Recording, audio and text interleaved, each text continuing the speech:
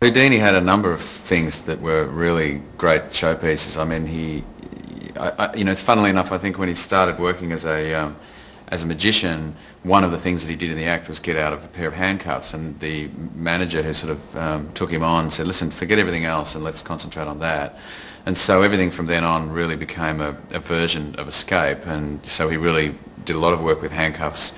He had a milk can escape that he did. One of the things that we show in the film that he ended up sort of building himself, which is quite funny really, was this Chinese water torture cell in a giant glass box that was sort of framed in brass, etc. So he did a number of things like that that really had to be more spectacular than the last.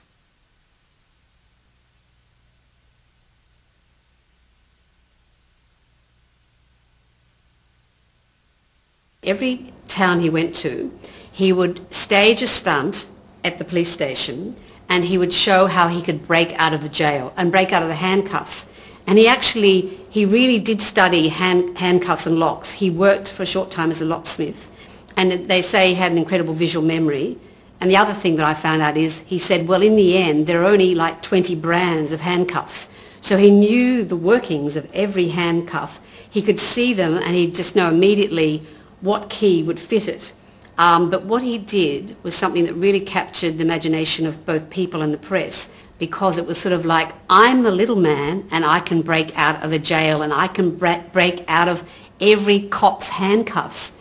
And that's what captured people's imagination, because they loved it that he was beating the authorities, he was beating the police. And he went to extraordinary lengths. I mean, he would go and he would even say, strip me, show nothing's hidden on me, and then 2 seconds later he'd open the door. And he did really clever things too, funny things, like one time he was locked in a jail cell and searched and so on, and then 5 minutes later they came in and he wasn't in the cell they'd locked him in, he was in the next door cell, and he'd moved all the other prisoners around and swapped where they were.